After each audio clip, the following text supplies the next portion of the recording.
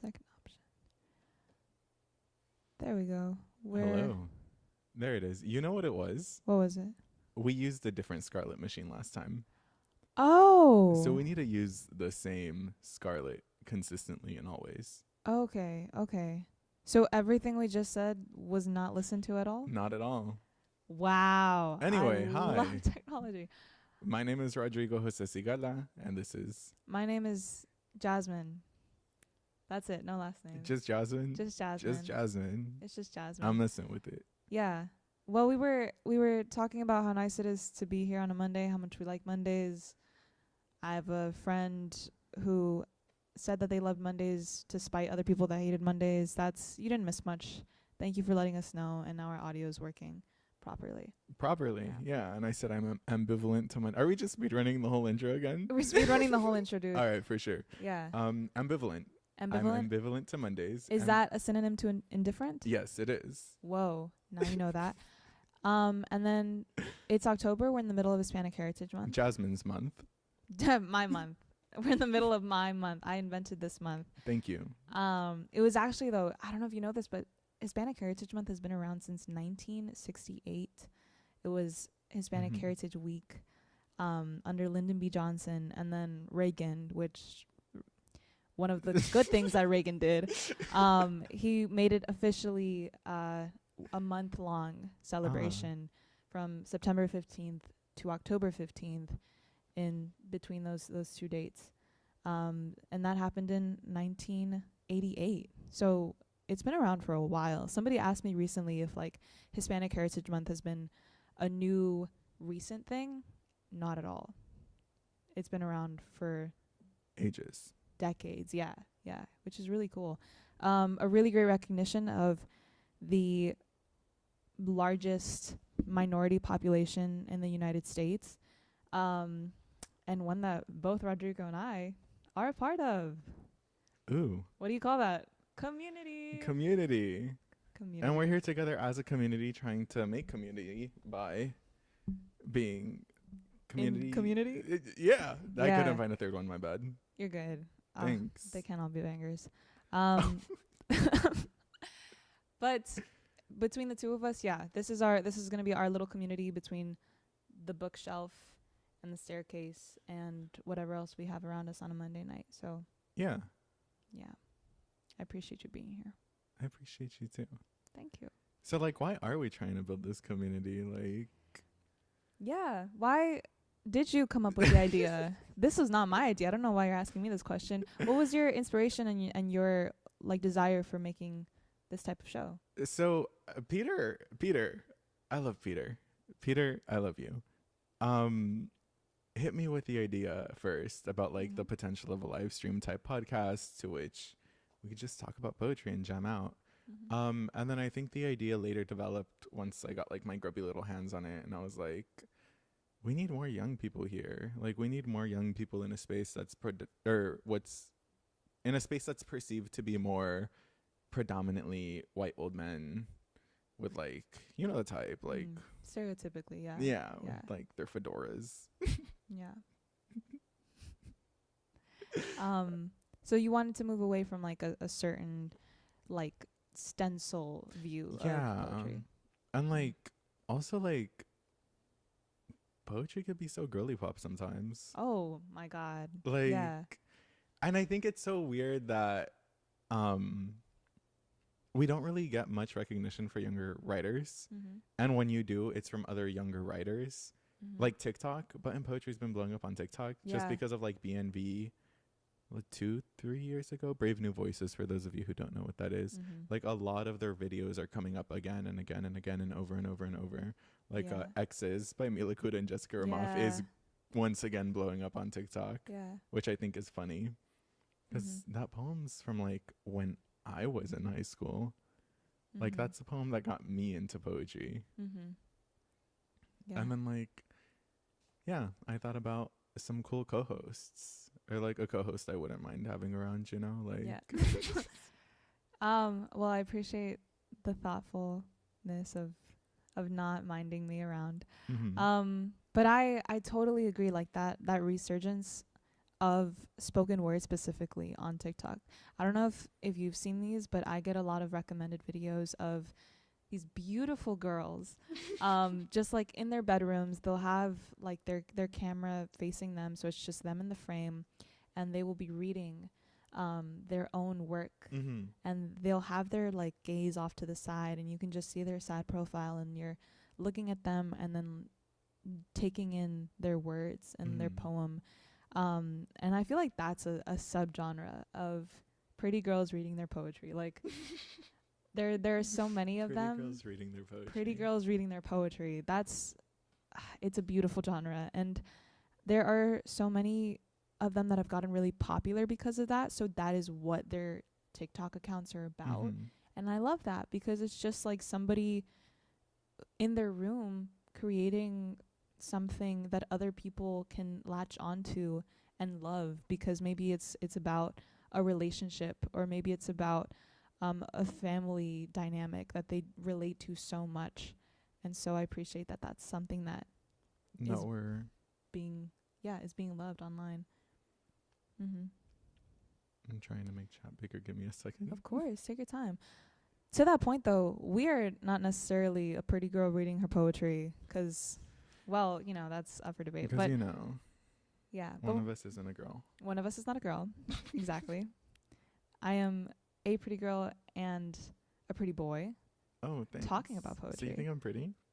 Yeah, and you can be anything you want. You can be anything you put your mind to. And we're going to be talking about poetry. We're going to be talking about the way that our lives intertwine with it, and how we found it, just whatever whatever these things make you feel. Yeah, something else has come up. Did it? Rodrigo is definitely a pretty girl reading poetry. I don't know what you mean. Poetry. Thank you, Robin. Thank you, Robin. But I'm glad you think I'm a pretty girl reading poetry. Robin, I want us to acknowledge that I said that Rodrigo is pretty, point blank. Oh, thanks. And that so I don't know. I definitely said that. I said that. Yeah. Quote me. Retweet. Girl, I'm not on Twitter anymore. Oh. Yeah. No. Are you? Or what? It's X now, right? Yeah.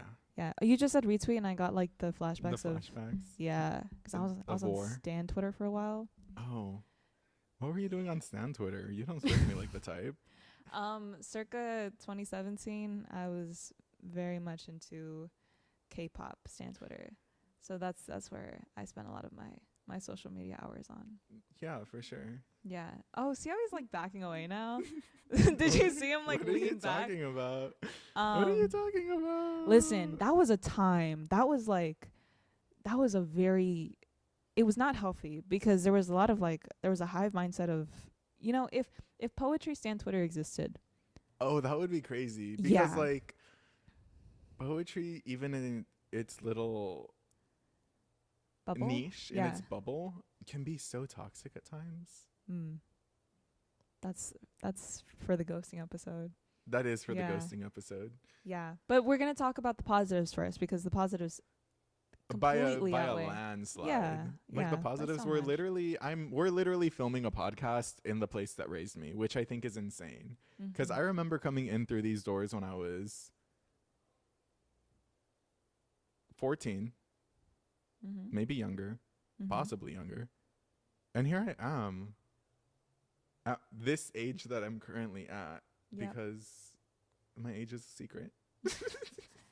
Yeah, Rodrigo doesn't want to tell me how old he is for whatever reason. I'm just an enigma. Yeah. Or really creepy and like lying about a lot of things, but whatever you want to call it. But yeah, you've been here for a while. Talk about it. What space are we in, Rodrigo, for anybody who doesn't know? So for everybody who doesn't know, we are in the Get Lit office. My lisp came back for a second, my bad. I was 14 again with the lisp. We're in the Get Lit office, located in Los Angeles. And this is just a creative space to be in consistently and always. I remember when I would, after school, I was so like dedicated, and this place was such a good way to like de-stress and like get everything out of my mind, I Mm-hmm. would take a 2 to 3 hour bus ride after school every day just to come here and do my homework. Where were you coming from? Like what neighborhood? The neighborhood I live in. Yeah. Oh, 'cause you currently still live there. Yes. You know what? I love mapping things out in my head, so I wanted to just be like, what nook of the world were you like in? What's your exact address? Well, no, I'm not asking for. I meant like, are you like East LA? Like, were you coming in from the west? Give me like a directional, north, southwest. De qué lado? I think west. I'm like so bad with directions. Okay. But it was going towards San Diego. If we're going through big streets, I'm not going to Sacramento. I'm going to San Diego. Okay. Going towards the 10 San Bernardino. Got you. So you were like somewhere southwest, and then you were like. Yeah. Got you. Okay. 'Cause I can imagine that like mapped out in my head. Sunset. Yes, Robin. Me and Robin play a video game named Valorant, and they modeled the neighborhood I grew up in. A map. Mm-hmm. So that's our unrunning joke. We can just say Sunset Rodrigo. Oh. So I live on Sunset. Yeah, you live on Sunset. You might not. I don't know. Thank you, Robin. Well, my corner of Los Angeles where I live in, which is literally when I looked up the map of this and like the layout, it's right on the edge of the city lines. Thank you so much. Look at that. And it's in the Northeast San Fernando Valley, and I love like thinking about where that connects to like and where the San Fernando Valley stops and like the San Gabriel Valley starts.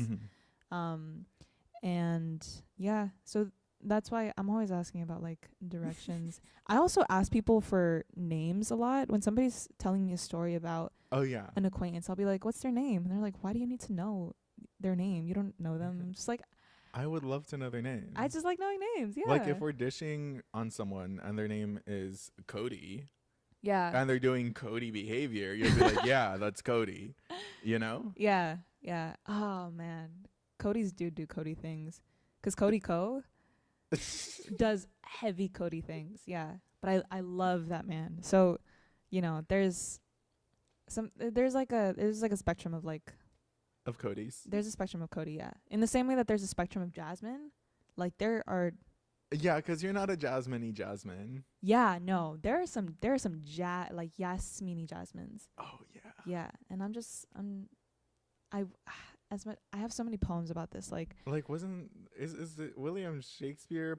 I don't know if it was one of his plays, poetry. No, Romeo and Juliet. What's in a name or something like that. Mm-hmm. Or like what is it about a name? Like the person's still the same person. I'm like, no, they're not. Your name impacts who you are indefinitely. Oh, absolutely. Have you ever heard about that theory that the name that you have even impacts the career that you pursue?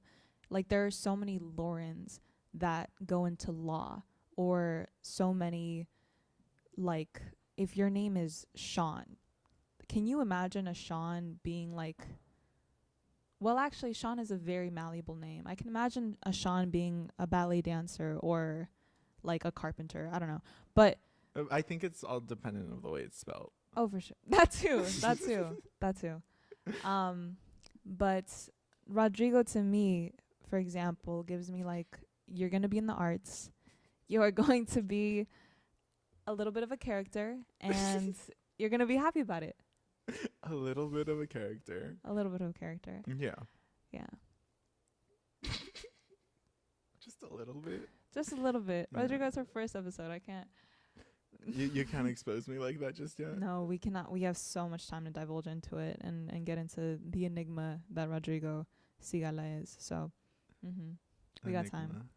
You said it. Did I not?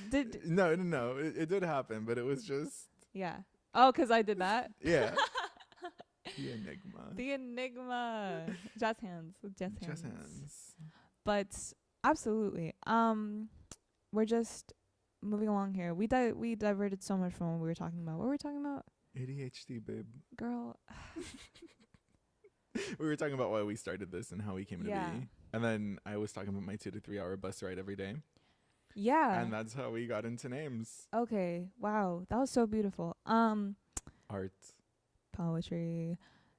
Real. I think that we can bring it back to Hispanic Heritage Month because we titled this Hispanic Heritage Month. Yes. Yeah. So the whole reason that I brought up Reagan and Lyndon B. Johnson and this month is also really cool because I got a really exciting opportunity to do a poem for an ongoing partnership between Get Lit and Fox. Fox, just as like a broadcasting entity, has had these affinity month poems for every celebratory month that there is. So there's been a poem for Black History Month. There's been a poem for API History Month and Heritage Month. So these Heritage Months and these Pride Month, Women's History Month, and I remember I was talking to you about this, like when the Women's History Month, yes, the Affinity Month, and when the Women's History Month poem came out, I really, really, really wanted to do Hispanic Heritage Month. And so that was back in March. And so thankfully 6 months later, I did get to do it. And this video is now out. Yeah, we're going to watch it. We're going to watch it. We're going to watch it. And then we'll talk a little about it after. Like, let me figure this out. I'm just making sure we don't blow your eardrums out.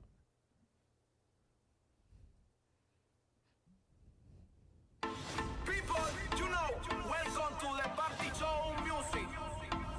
Tony Junior, La Bomba. Hola familia. We sew promise into a beautiful blanket. We wrap our children in lessons of a mother tongue. Pulling at loose threads, we mend history and place hope in our hands. And represent. Europa Caliente. There is boundless beauty in our divine diaspora, spanning borders and continents, celebrating vibrance of food, song, and language. Estoy muy orgullosa de haber nacido mexicano. How beautiful we are. Every color of our flags, every cheer in support of our teams, every sacrifice made so the next generation sees the reality of our dreams. Yes! We are the stories. Stark impressions. We are the centuries. We are the descendants of hearts that love heavy. We're gonna find them. Hands that build opportunity by the brick, weaving the future by the stitch. This is the legacy we wrap ourselves in. Together. Wow. That outfit kind of ate. Right? That outfit was banger. Can I tell you where, like, all of it was from? It's from Marshall's. Like, where is it? Where's the first? There you are. Like, bro, that outfit ate. I'm very proud of it. I am too. Yeah. Those pants were like... Wait, they were from Marshall's? Yeah, both of them. Hispanic Heritage coded. Hispanic Heritage. Let me find out the shoes are from Ross. They probably are. What was I? No, they actually are. The shoes that I was wearing were from Ross. So that outfit is so good. It was yeah, no, I lucked out. I spent so much time in Marshalls and Rosses and TJ Maxx's at one point that I just started getting very lucky with like finding good pieces out of, like, they would be in the middle of like, you know, florals and then you would see like reflective blue pants, and it's just like, whoa, that's I'm saying, Robin, Jasmine ate, Yeah. left no crumbs. None Thank you. at all. Look at that. Thank you, Robin. Yeah. Hispanic Heritage coded. That's all it is. Like this Guatemala. Like that I'm dressed as the flag. I'm saying. And I think what also, like, just, we're not going to deviate that far, but Yeah.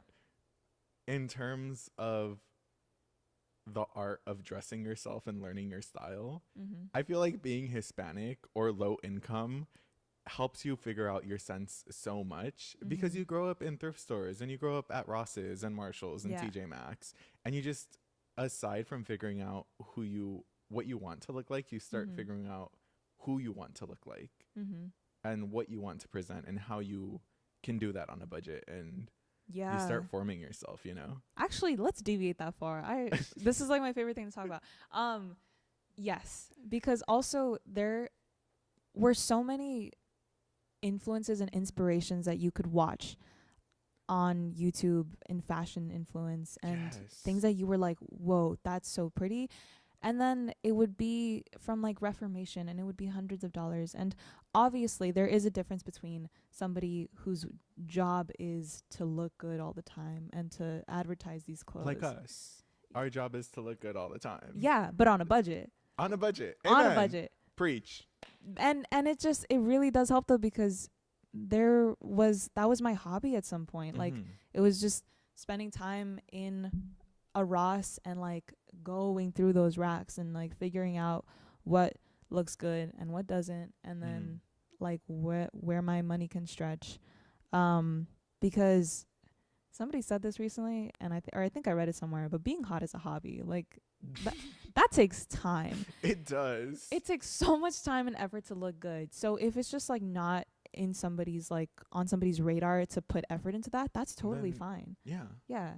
Yeah, because it's like spending all of that time, girl. I could have been at the library. I don't know, like you could have been a piano playing prodigy, like. Yeah, so much time. I could have been an underwater basket weaver. Like, there's just so much time. Underwater basket weaver. Yeah. Yeah. What is that? It's a person who weaves baskets underwater.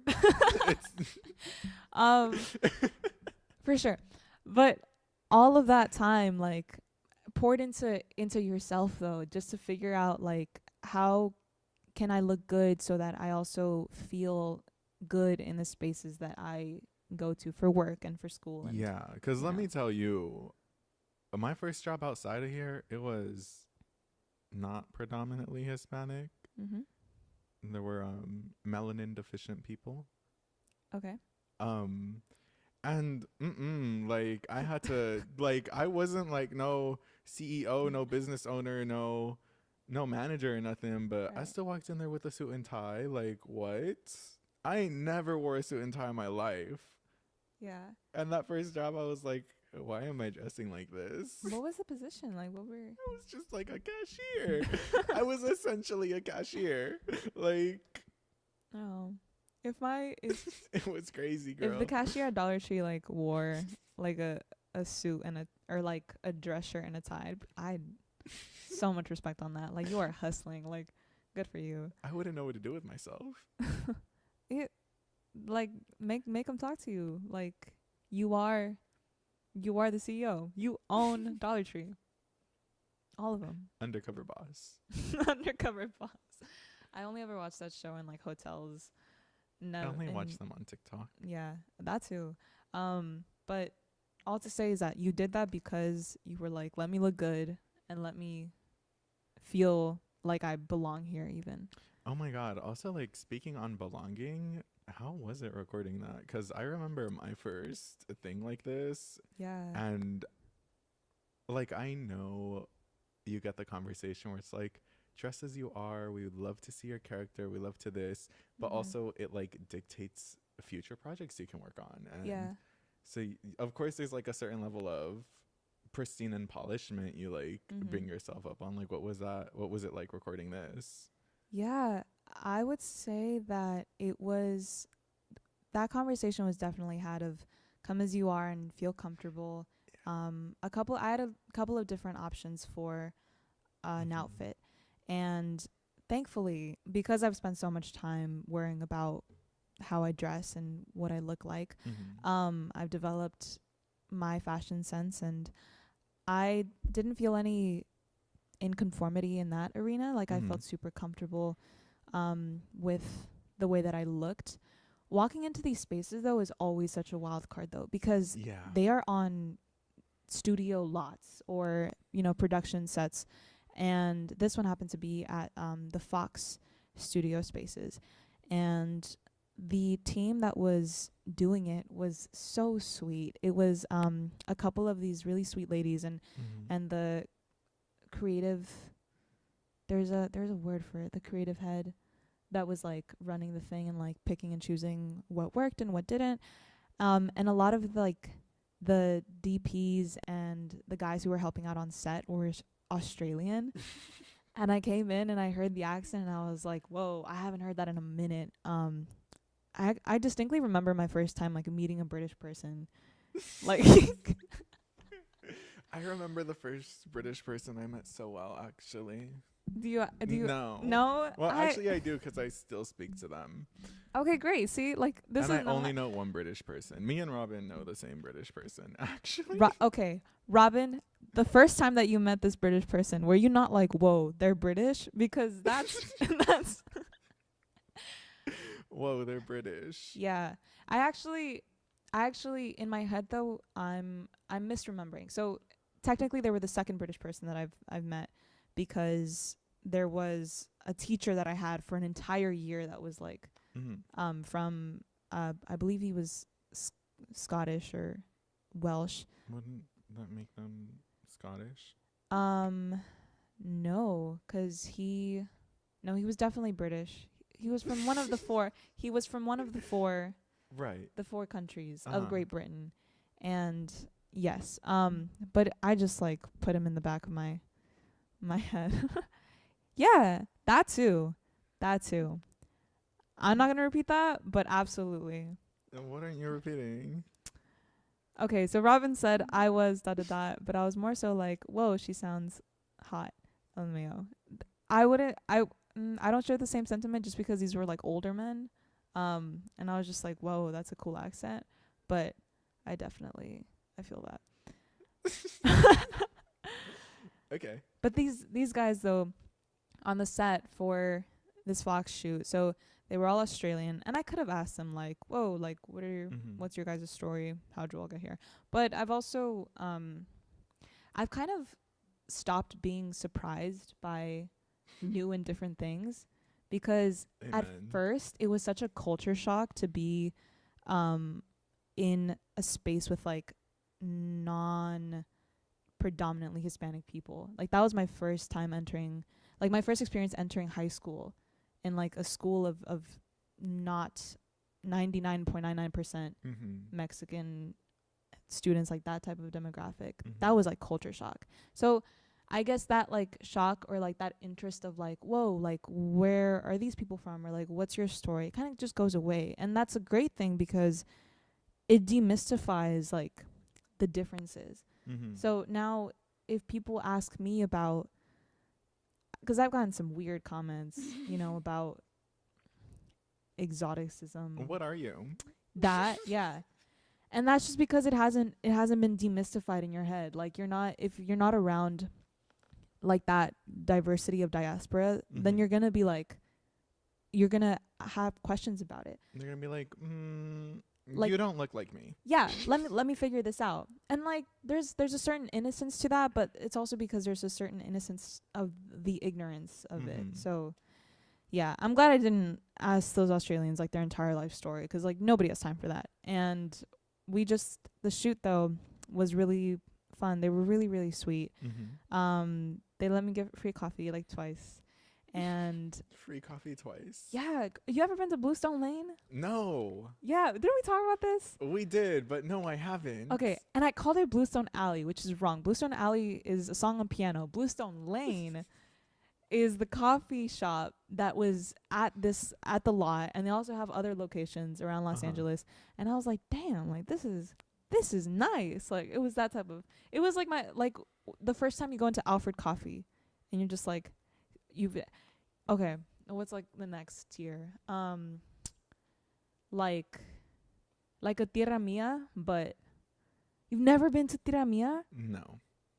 Rodrigo, we gotta take a field trip, dude. You've never been to a Tierra Mia? No, homie, I haven't. On God. Okay, yeah, you already said that. I was just like, damn. Okay. I've been to Alchemist. Oh, okay. Okay, I haven't been to Alchemist, so yeah, you have that on me. But but Alchemist is also down the street.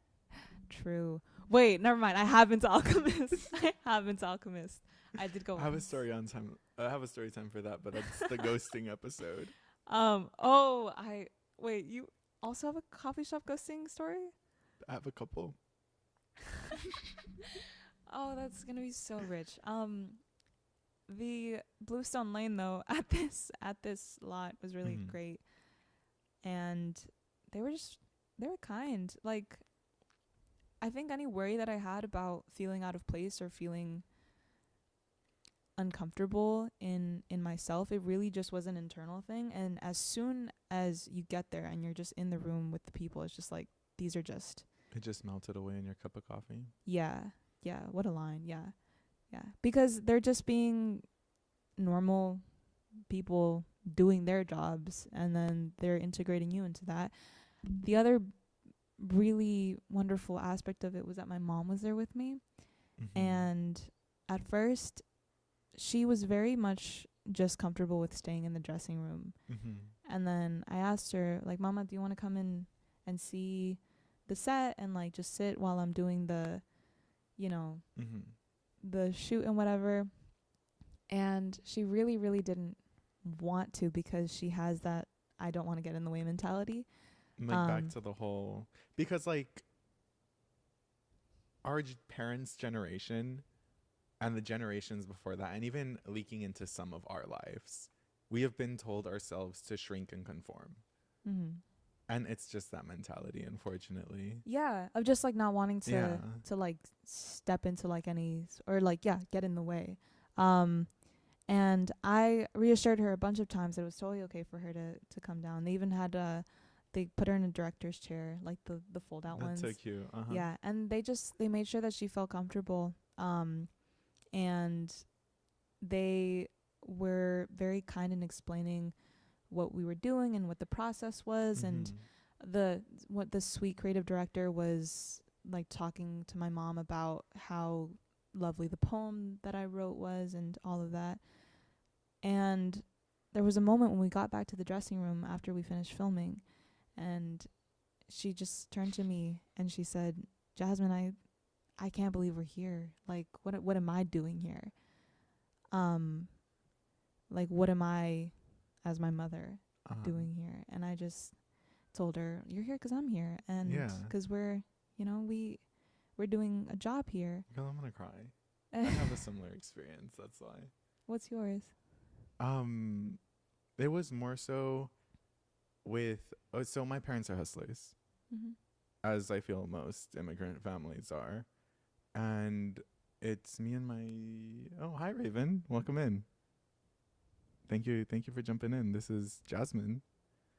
And yes, there was a slight hesitation to a couple, because I feel that just exposes my behaviors. Repeat offender. Yeah. Yeah, repeat offender or whatever. We were talking about something so wholesome. Let's Anywho, go back to that. First generation families are hustlers. Yeah.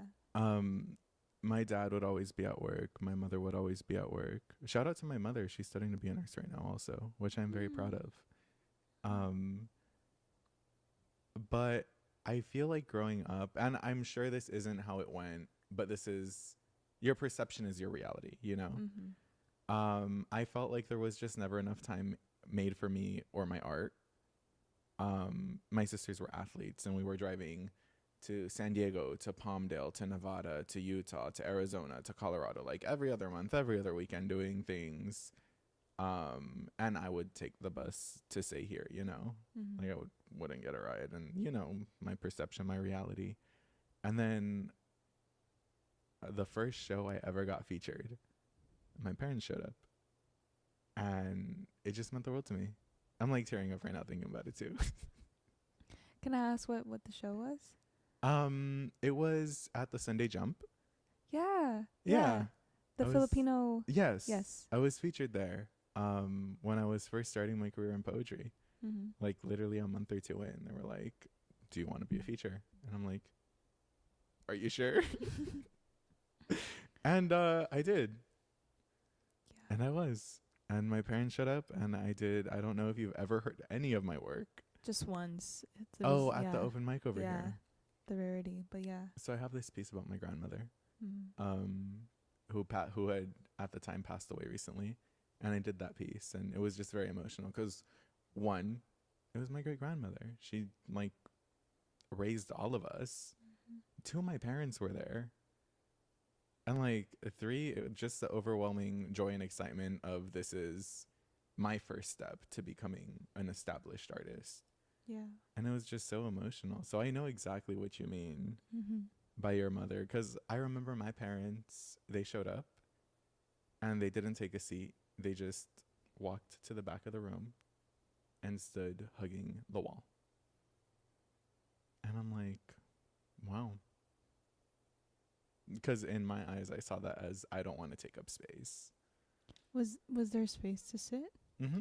There was a lot. Mm-hmm. Yeah. Mm. Yeah. Yeah. That's what that was. Yeah. There's not a lot of times where I have my parents involved in the work that pertains to poetry, because there's also a lot of hardship there that gets talked about. Yeah. And I never, ever, ever want to make anything that sounds like it's directed towards them in like in a spiteful manner. Which is also, I share that same sentiment. That's also why I never wanted them at anything, because I'm like, I don't want you, like, I know you break your back. I appreciate you breaking your back. And so, like, you know? Yeah, I wouldn't. And I did that once. And I regret having not had the foresight to realize how my words would impact my mom. Because it was for a space in which I thought that I needed to be as hard-hitting and as like gut-wrenching as possible. But then that also peers into how poetry can be manipulated for points in a slam setting, which is what it was for. And I think after that experience, I decided then that I was not going to write for unhappiness or for like, I wasn't going to write for trauma. Also because I've had the privilege, like the absolute luxury of not having to have my art kind of be a coping mechanism.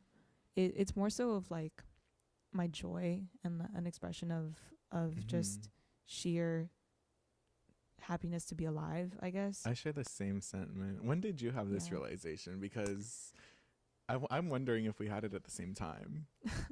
Like same day, same year, same hour. Same point in our career, babe. Yeah. No, I know.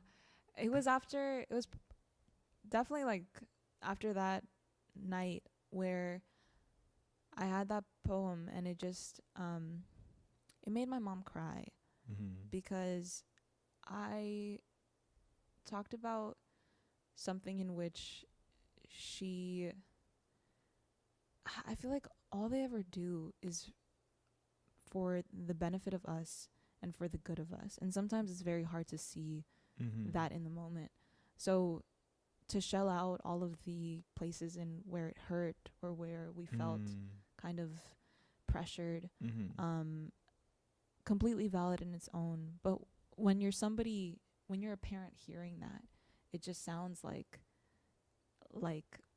you've hurt your child, which like wasn't the case at all, because if anything, it was a greater good. And I'm being super vague on purpose, but I would say that it was after that night, because I realized that if somebody is listening to this, I don't ever want there to be more hurt than there is joy. And so it was after that night with my mom, and it was really after like writing and performing in a slam for the first time, knowing that like there is no world in which it is worth like dishing out the darkest, like ugly parts of your life. For what? For a performance? For like for 2 more points. Yeah, for 2 more points. Like and it's not even like for the just like the drama of it, because sometimes it's done so ugly. Yeah. And it's like not even done in like a tasteful, artistic, creative way. It's like just the done pretty like girls reading their poetry on like TikTok. the pretty girls reading their poetry on TikTok. Because sometimes I know exactly what you're talking about, and I see those videos, and they be saying like the most vile, gut-wrenching, scooping at the darkest parts of their lives, but there's such a beauty to it that it's like, oh, you know, this was never intended for slam. This was intended for their notebook, and they just decided they wanted to share this part of themselves to the world. Yeah. And that's absolutely like somebody's forte, but it's not mine. And I quickly learned that. And where it's like I can't do that because I am just not I'm not built for that type of vulnerability, or not even vulnerability, because there are wonderful ways to be vulnerable in which you don't have to like put out every single misfortune that you've ever gone through in your life, you know. And that too, I'd rather like spotlight joy than spotlight grim stuff.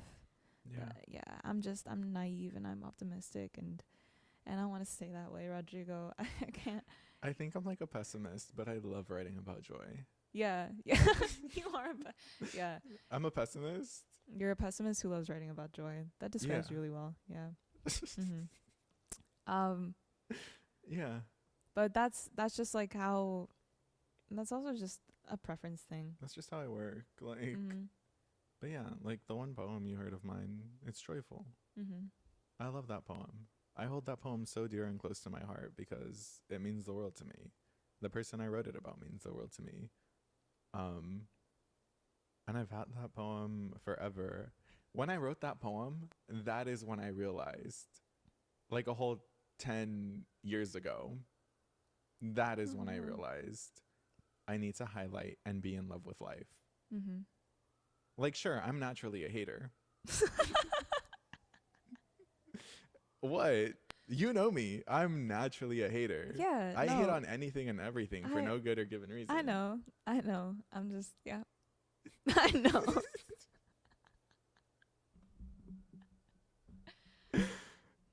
Go ahead.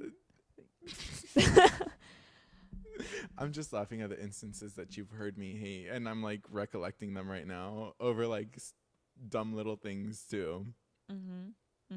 But you write about love, and I write about love, and I write about joy and the pursuit of happiness. Yeah. And what if like that's where all of it goes? Like what if that's where all my joy is? That's why there's none left for the real world. That's so sweet though. So you wrote that poem, and then you realized that this is what you want to do instead of like writing as about I was writing it. As you're writing it. Okay. Robin can confirm that you're a mad hater. Robin can confirm I'm a hater. I was just hating with Robin yesterday. Yeah, I don't know. I want to get into that mindset, but at the same time, the hater mentality. 'Cause sometimes I annoy myself with like how polite I am. Preach. Yeah. Sometimes I would justify things in my head as like, oh, but you know, you got to see their perspective, and like they're going through this thing and da-da-da, when it's like, no, just not everything needs to be justified. I don't need to play Mother Teresa for like everyone and their mom. Like this not, you know, especially people who don't deserve it. Which is that right there. Yeah. That right there. But even then, I'm building up to it though, 'cause I'm still like, if you're a pessimist, but how did you describe yourself? I'm a pessimist, but I love writing about joy. Writing about joy, and I write about joy, but I'm naive. So there's a little bit of an imbalance for both of us. Yeah. Yeah. But I think they have a class at your JUCO on how to say no. Actually. They have a class where? At your JUCO. Your JUCO? Your junior college. That is not a term that I've ever heard. JUCO? JUCO, no. Junior college. Honey, where? No, I've never heard that before. Yes. JUCO. Uh-huh. I've like CC, like community college, but oh, my sisters play sports, and I guess JUCO is just a sports term. I suppose. But that's cute. I'm going to adopt that. And how to say no, you said? And how to say no. That's the thing. Can I? No. I think this is like a prime example. Can I? No, you can't. Damn. This is so disheartening. Juke also gave me whiplash when he pulled it out a while back, and I reacted the same. Yeah, I've never heard that before. Wait, hold up. I'm going to read Raven's block of text. Go ahead. Whoa, I am dyslexic right now. Do you want me to read it? No, I got it. Trust. Okay. You see, I could read the same perfectly fine. Mm-hmm. But seeing some of those on TikTok definitely feels like it's either a cry for help or meant for catharsis. I used to do angry art nonstop, but at a point, I felt like, oh, yeah, amen, Raven. You're that right there. Yeah. Because art just sinks you as an artist, as artists, all of us, the world. Oh, the mic is not on me, my bad. Good. You fall into your art easily. Yep. And that is why I write about joy. Yeah, because or else like you would just not, like, where would it go? It's nowhere. Because I would write a lot about grief, and I just never got out of grief. Yeah. There's also, it's so interesting because sometimes I'll see the people that are hurting the most writing the most about that hurt, and I just feel like, when do you give yourself a break? Write about buckets. Buckets? Like just buckets. Buckets? Yes. Buckets? Buckets. Like, write about buckets until you can't write about buckets anymore. Buckets? Yes, like Home Depot. Like, why? Like, just... Or it could be about flowers, or it could be about the moon or the sun. Like, just write about one thing until you can't anymore. That's how you get yourself out of a funk. Yeah. I've never... Has Lori never said that to you? Write about buckets?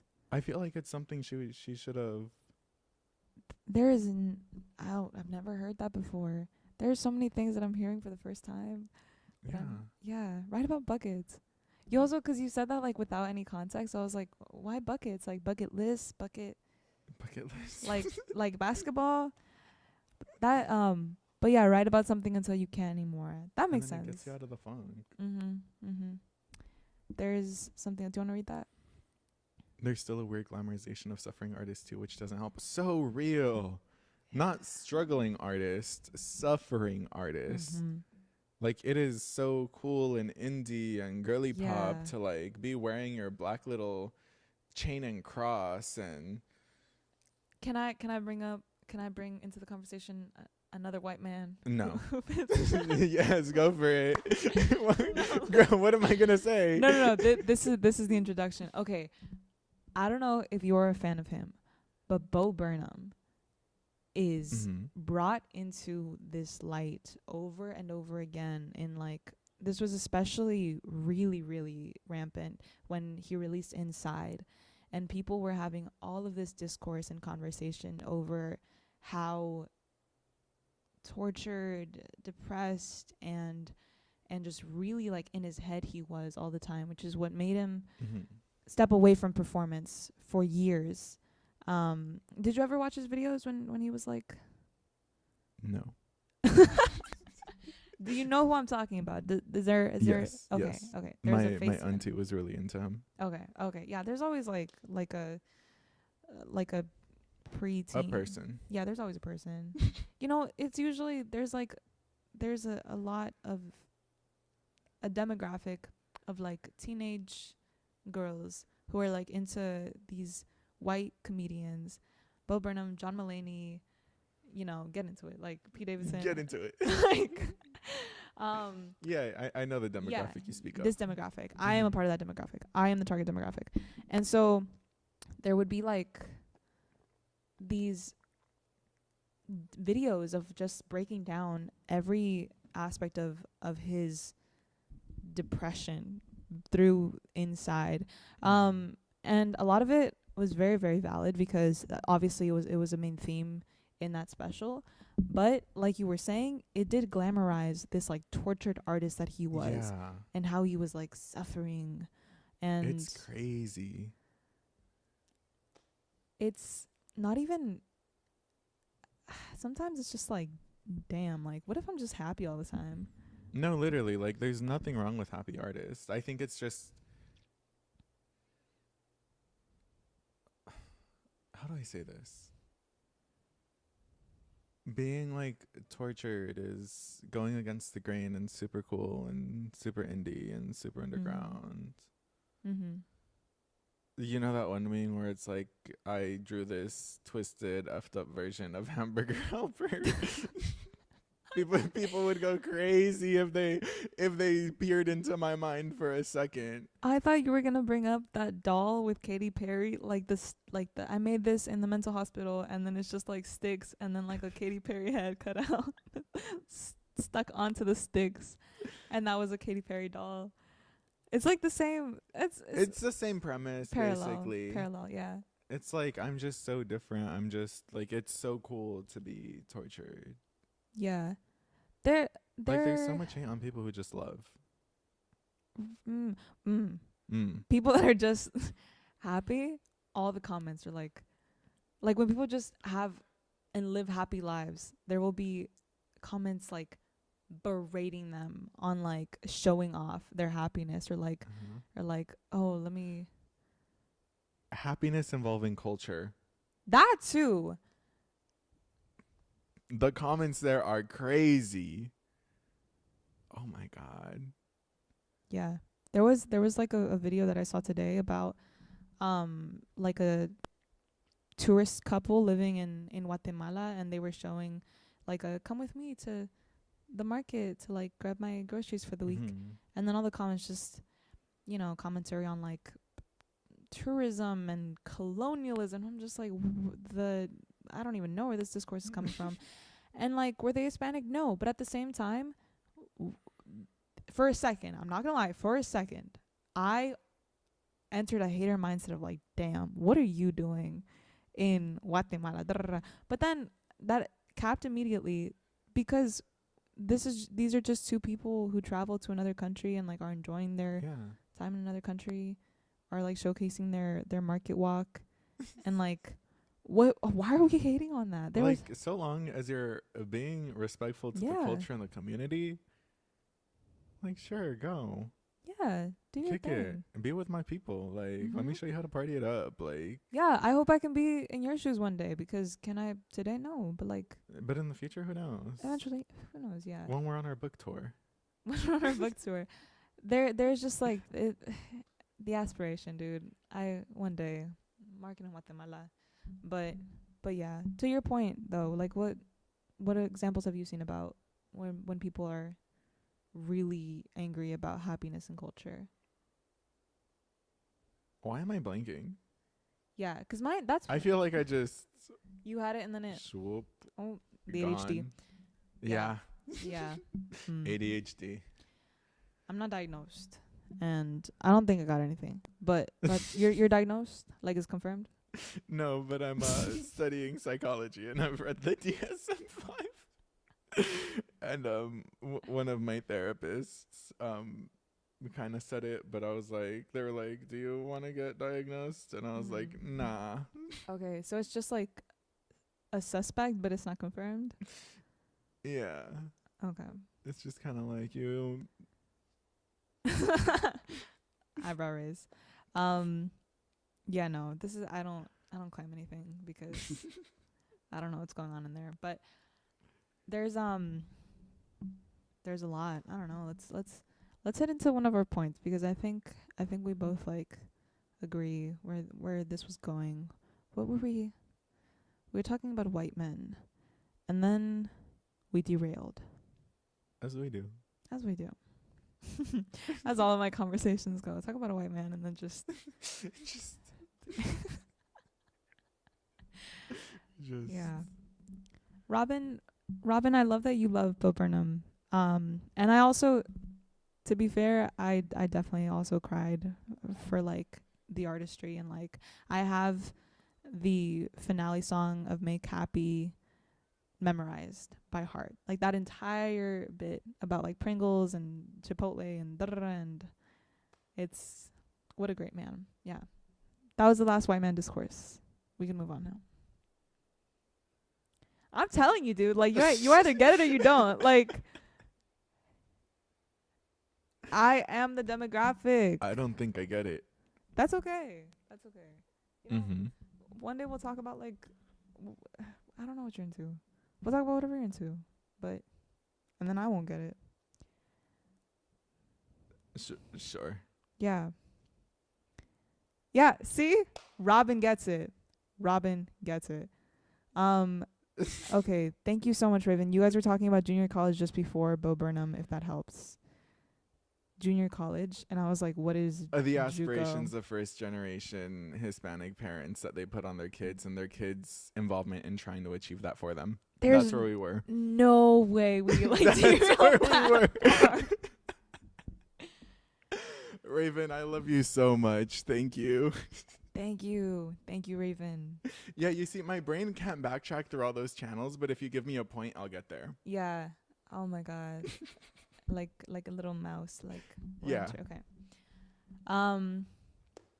That's like. Did we kind of cover that though? Do we still have to? We were talking about how we felt our words severely affect our parents in terms of poetry. Yeah. And the tortured artist, that is where we got derailed. Right. We were going into our sense of accomplishment through the eyes of our parents. That's where we were headed. Yeah. I mean, I've always also been really like affirmed and loved by my family. So if anything, for me, and this like it's different, but for me, I've always felt like that pressure comes internally of like I have to be that right there. Yeah. Good. Yeah. Because I've been lucky enough to like receive that externally. So yeah, every like if you fuck this up, like that's just me. Yeah. Yeah. Kind of wish I didn't do that, but you know. Yeah, for me, I always felt like I had to be on a 10. I would go through phases. I would go through phases where I was like the perfect little kid, the perfect this, just trying to get my parents' affection. Because I know it never was. Growing up, I now realize it never was a battle of attention or affection between me and my sisters. Now older, I see that. Yeah. But younger, it was like, but yeah, they don't care. When you're in it, you don't see it, you know? When you're in it, you're like a fish in the water. Like, where is the glass? Yeah. Like. And it's just, I've never ever made that reference before in my life. I know, it felt so out of character for you. Yeah. So, you know, sometimes I just pick up those silly sayings. Like somebody said today, I don't know. Somebody said sometimes there are just like, never mind. We're not gonna go there. Yeah, never mind. But yeah, the fish in water. To that though, there were again so many times in which like I thought that I was being spited. I was not being spited. Like it's like it's all in your head. It was just your teenager brain. Yeah. With your teenager way of thinking, that everything was a competition, and yeah. But I'm really really happy to be out of that angst and just like appreciate my parents for everything that they are. Exactly, because now you're older. Now you're older, and now you've been able to reflect on it for so many years, and you're just so thankful that, one, because of where we grew up in, you're not only educated because your parents decided to immigrate. Yep. So you have a good education. You're also street smart because of how your parents were raised. So for me. Oh, okay. Yeah. Like I said, naive sometimes. Yeah. Yeah. But keep going, yeah. And you also have that hustler mentality. Because I am sorry, but you gotta be a hustler to be an artist. At least from our world. I saw this meme the other day where it's like, if your parents are making $100K a year, I do not want to see your art. I've been thinking about that forever, and I think it's so funny because so real. Like, oh my god, why do I want to see your art if your parents are making $100K a year? Like, I'm not gonna relate to that. We did not share the same experiences. Yeah. Oh yeah, no, that's a whole like relating thing. There's no world in which I can connect to I think about this all the time. Sorry, I'm gonna bring it up again, but there's no world in which I connect to a certain type of boy that has grown up with such a specific privilege, that there's so much exposure to a lot of resources and extracurriculars and art things, and like, and then your hobbies are like you whittle, like you weave baskets underwater. You weave baskets underwater. What? I don't know. Like, I'm so glad you had enough time to learn how to weave baskets underwater. But me personally, I was working 4 jobs, writing poetry and doing shows. Like, yeah. Let's talk about the hustle. I'd love to, though, because that's also where being a hater can come in. Because would I love to whittle for fun? Sure. But that's just like not. It's not in the stars for me. Like, that's not in the stars. That is not my mentality. Yeah. Yeah. But I get that, though. Just you can't relate to anybody who's not in your tax bracket.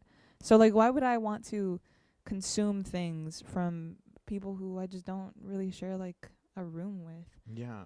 And not to like put us down in that sense, but it's just like that is why we push for the creating accolades, like creating spaces, the representation, the open mics, where we're like community we're trying to cultivate, all of that. Yeah. All of that. That's the point. So when at the end of the day, when the Care Bears like come together and they're like, let's talk about friendship, that's like, that is what we're talking about. Yes. Yeah. Do you know what I mean? Kind of. Maybe sort of. Maybe sort of. I'm just, yeah. You had me at some parts and you lost me at a few, but I get the overall statement. I love the Care Bears. You lost me at Care Bears. Like, friendship. Wait, that was the Hispanic heritage coded of you. Like, friendship. Yeah, happy Hispanic Heritage Month, everybody. We're like at the tail end of it, but we're at the tail end. Yeah. Do you prefer September or October? Not for Hispanic Heritage Month, but like. Oh, between the two months as general.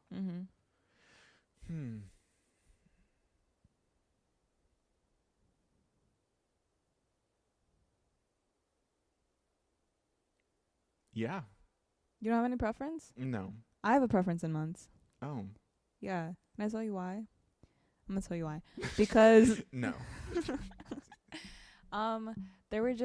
there are certain ways in which you can like characterize a season of your life, and I've done that with months. So like there have been some months in which I'm like going through something where I'm like, September, that was for this, and that was for like that heartbreak, or that was for that. Girl, you're getting heartbroken every other month. Like, I hear you speak and I'm like, damn, Jasmine. Oh, absolutely not. What are we doing? You know what's crazy? I'm talking like about the same like section of 2022. Yeah. So it's just not even, but there's also something about this weather and like in this fall era, which is just it's so poetry to me, because you know how it's been gloomy and all of that? Yeah. When it's really, really gloomy, and then the next day, the clouds in the sky are like the most beautiful, full, yeah. Like 2001 Evanescence. Damn, no, you lost me. Dude, I don't, we share different references. We do. Yeah. Raven knows what I'm talking about. That's so cute though, cause 2001's Evanescence. You side-eyed me at the Care Bears comment, and now I'm like, damn, I don't know for the Evanescence. This is just, hey, rhyme and reason, like. Yeah. Yeah. Rhyme and reason. We're just, two opposite sides of like different coins, but like we get it though. We get it because the world is a rainbow. The world is like the Care Bears. It always comes back to those bears. But just I've never seen an episode of the Care Bears in my life. I just like their look. But just to say that there's like a certain mindset that I get into whenever these months kind of come back around.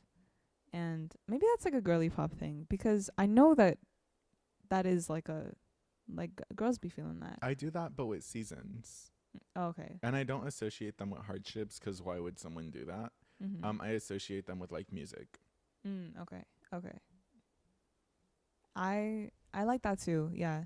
Like I have certain albums and stuff. Like summer is like Azalea Banks, Princess Nokia, Nicki Minaj, like all the hot girl music. Fall is like Evanescence, Five Finger Death Punch, Pierce the Veil, Metallica, Iron Maiden. Winter is like more holly jolly. It's more like girly pop or whatever. And then spring is the mix of girly pop and rap. Yeah. Mine is summer.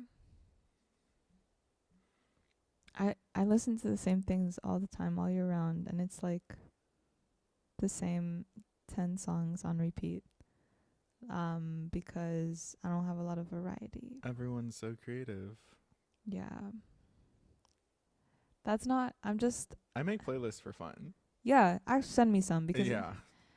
I get like very nervous whenever I'm handed the aux in the car. I'm like, I don't know what to play. Do you want to listen to like the same 3 songs on repeat for this 15-hour car yeah, ride? It's like Enchanted by Taylor Swift, and then like a Sabrina Carpenter song, and then like One Direction, Take Me Home. Like, you know. Take Me Home goes crazy though. Right? Okay. I wouldn't mind listening to that for 15 hours. Yeah. Yeah. And it's just like, damn. It's really. I was a One Direction hater. You were. Did you come around on it? Or never? I did. Okay. Why did you hate them? It took a long time. There was no good reason. I felt like they were overplayed, overrated, and I just wasn't about it. There was something about their voices that I didn't like, and then it grew on me. Yeah. I get that. That kind of happened to me too, though. Like, somebody showed me the Little Things music video, and I was like, what is this? Like, why are they... This is horrible. Yeah. Like, what's going on here? Why are these boys singing and dancing and, you know, being... Weird. I just wanted to, you know, hate on popular things. But, and then I remember distinctly, like, singling out Harry Styles and being like, why is his hair like that? Like, why does he look like this? And then he was my favorite. So, you know. Yeah. Yeah. But I get that, though. Sunny, fluffy, clouded, chilly fall day after a gloomy, rainy one is so nice emotionally. That's what I'm saying. Yeah. It's like cathartic almost. Yeah. It's like you're going through the emotions with the weather. You know what? It's like free therapy. It's free. Thank you. Because it's not that I associate the season with a hardship or like a heartbreak. It's just like the emotions and the growing that I was going through during that time was so beautiful.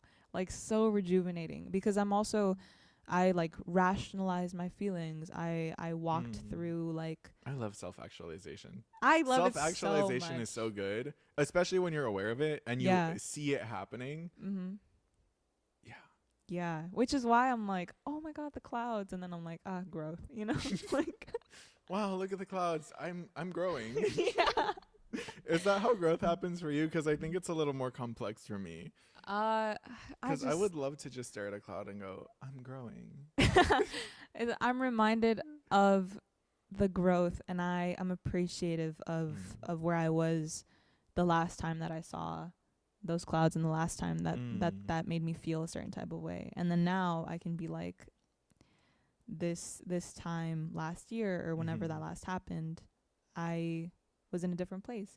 And I think that's why we also like associating like things with like where we're at in life, you know, like there will be certain clothes that remind you of a certain time of your life, and like jewelry pieces that you don't wear anymore because that was like a different time of your life. So for me, that's Alvera Street. That's Olvera Street? Yeah, it's funny because like it's such a knockoff version and reminds me nothing of Mexico, but like the hustle and bustle of it all, it's like this is family. Yeah. Like, this is home. This is what I know. This is what I see anytime I'm in Guadalajara walking through San Juan de Dios. Like, the biggest swap meet in America. Like, seeing everyone knock off, selling their knockoff clothing, their knockoff collaborations, like making the hustle, fixing video game systems, selling their art, spray painting t-shirts. Like, the hustle and bustle of it all is what makes it, like, damn. Yeah. It's really nice that you associate a place more with that feeling. And I'm like, I guess I'm just materialistic, but like I associate like the things that I adorned myself with, and like the place, like the yeah, a lot with that. So like like clothes, but places, I guess like Ross and Marshalls was also an amen. an era of Ross itself. and Marshalls, Didi's discounts, like there's just something magical about those places. Yeah. Time doesn't exist. Time does not exist. I get lost in there for hours. You know what it is? And it's such a small store. Yeah. Those stores are teensy weensy, but they have so much clothing, so many people, and no clocks. I saw one of the stores, they had to get like, they double racked their like their aisles. So there was, and so you were like surrounded by clothes. Like, one time I was there all day. Granted, I worked an 8-hour shift before, because this is when I was working at Ross. But I stayed like till practically closing, just shopping around and looking at things. Even though I worked in the store, knew it in and out, there were things that I've never seen before. Oh my God, yeah. Time doesn't exist there. And in my head, it was only like 30 minutes since I had clocked out. People who do inventory at Ross are like Marines. Like, it's... Yeah. No, because like you've seen the floors. Yeah. You've seen the little Hispanic kids running around the dresses and knocking all the dresses down and then stomping on the dresses. And then you see like the viejita that works at Ross with her red dyed hair, the red and black, you know what I'm talking about, and her ponytail slicked back with gel in a tight bun. And she's just picking them up, dusting them off, and trying to reach the top of the dress hanger. And that's where you would come in? Yes. Be like, as a customer, I would put them back up for her. Yeah. And that's how I started working at Ross. You just stayed and you never went outside again. Yeah. I refuse to shop most places except one of the 5 or 6 Rosses around me. It's just comfy. Exactly. Yeah. I'm like that with Kmart and Blockbuster. What do you mean Blockbuster, Robin? Are Blockbusters still a thing? No. There's like one, no? Isn't it like in Canada too? Yeah. Robin, I know you're not from Canada. Robinsita, I don't know what you mean by that. Blockbuster and Kmart. Aren't Kmart's also gone? No, Kmart's are still around. Are they? Yeah. Are just all the Kmart's around me gone? Maybe. Because a lot of them probably have. I remember shut down. Kmart was like the bougie place. Ooh. No, I don't. I also like, I didn't really go Kmart to was like a Kmart's. dream for my house. Not that young, they were around. Oh, okay. Got you. So we're wrong. Okay. That's so sweet though that you remember that so vividly. Like Blockbuster was your place, 'cause we were, we're in the headspace of like now. But for Robin to like have remembered Blockbuster as such like as one of her memories. Yeah. That's crazy. Yeah. Or for it to be so special that you bring it up now. Yeah. Let's move at GameStop. Yeah. I remember growing up at GameStop. I was 7 years old. And I would walk in, and this cashier would always ask me, like, yo, what's up, bud? It was bud or little homie or, hey, what's up, kid? Like it all progressed as I grew older, because I grew up with him. He's known me since I was 5. I don't know where he is, and I'm very sad about it. Last time I spoke to him was when I started working here, like when I was 14. And I remember every time he would see me, is like, you're going to be developing games, huh? Like, oh, you're going to be the CEO of Nintendo one day. Like, he would always say stuff like that. And I'm like, word. It was also an older Hispanic guy. And I think it's crazy, back to culture and nostalgia, how you're not only carrying the dreams of your parents, but the dreams that your community instills into you. Mm-hmm. So like when you walk about life and you walk about the world, and do I primarily do it for my parents and myself? Yes. But I'm more so, the older I get, understand when artists win the award and say this is for my culture, because you're walking around with the hopes of your culture. Mm-hmm. And it took me too long to realize that. Yeah. I thought that was so phony until I was until you're there and you realize everything. Studying at the Hispanic bakery, and the older lady comes to you and says, "You're gonna make it. Don't worry, you got this." And I'm like, damn, like this really is for the culture. Yeah, it stopped being something a little bit too corny when I stopped making it corny. Because it's like never been something to mock, but I feel like it's kind of internalized to kind of be a hater towards like that celebration of how far we've come, and like how cool it is that we get to do the things that we do, because we just want to feel like it's not a big deal and like it's normal. But it is a big deal. It is. And it's it huge. does matter. Yeah. It's massive. So when Becky G goes up and she like gives her speech about mi gente and like and the like the twofold between, you know, like when you're doing your poetry for Fox with 1.2 million views and you have a line saying it is for the what is it? It's for the culture, the banner, something like that. Girl, I don't know. You're like gone. I memorize things and gone. They're just like, yeah, I'm the same way. They're kind of here, but not really. But but when you say something like that, like I can tell that you had to work through the corny to genuinely feel that line. Because I had to work through the corny to genuinely feel that line, because you have these lived experiences of what feels like horniness, of what feels like just another older person like, yeah, you got it, kid, like, and then you're older and like you said, you're reflecting on everything and you work through the corniness, and now it's just you're wrapped in nostalgia. That's why I preface so many things saying, I know this is cheesy, but, and then say the cheesy thing. I gotta stop doing that. I just need to just be cheesy. Like, be cheesy. It's life's too short to not be cheesy. It's so, life's too short to just not like do. And just be lame sometimes, you know, or consistently. There's so much pressure to feel, look, sound, act cool, especially online, where Amen. It's so liberating to just not care, and even then to just be two goofy artists on a Monday night on YouTube Live doing the thing. Oh God, it is a Monday. We got school in the morning.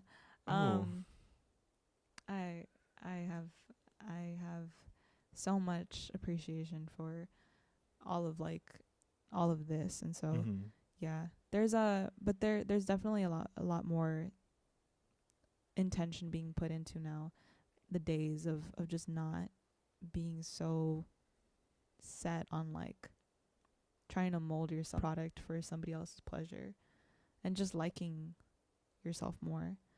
And I guess that's part of what this is, 'cause like this is like a 2-hour long talk. Have we already hit 2 hours? Probably. That's crazy. And are we gonna be coherent all the time? No. No, never. That's our brand. Are we? Okay. I was like, we have. Are we? No. And it's just like that. It's gonna be like that, and it's okay. It's Rodrigo and Jasmine. Yeah, I feel like we've really dug into a lot of parts of ourselves today, Rodrigo. Yeah. Is there anything else you wanna dig into? No, I feel like we've hit all our points and then some. We hit a lot of and then some. We hit a lot and then some. There are a lot of white men that I can keep talking about, but you know, we have a lot of episodes for that and a lot more time. And you will also have your own segments on whatever it is that you want to talk about. Yeah. Yeah. Yeah. An hour and 20 minutes, but it flew by. Mm-hmm. Damn. That's crazy. Yeah. That's an hour and 20 minutes. It is. I'm sorry. I'm just so ecstatic to be here, guys. Yeah. Also, there's a light in front of us. It's kind of it's really doing its lighting thing. Yeah. It's nice, though. It's really nice. We don't have, like, that massive under shadow thing. Yeah. No, I was very adamant about that. And again. Thank you, Peter. Thank you, Peter. For real. And Sam. Appreciate it. And Sam. Well, Raven and Robin, I love you guys. Thank you so much for being in the chat this entire time. I love y'all too. Thank you so much for supporting. Thank you for supporting. You're both so sweet. Our first little stream. Yeah, how do you want to close out? What I don't know. What does it say here? Okay, yes. Don't forget to like and subscribe. Don't forget to like and subscribe. Yeah. But yeah, thank you guys for showing up. Thank you for helping us show out. Mm-hmm. And we are going to be live every Monday, 6 p.m. Yep. PST. 6 p.m. PST. Thank you so much for being with us, Robin and Raven. You're both lovely friends, for supporting Rodrigo, and now me. Yeah. You're my friends too. And we're gonna go to sleep and wherever you are in the world. Not here. Not right now. Yeah, we're not sleeping here. I appreciate you all so much. Thank you. Thank you for coming up. Bye. Bye.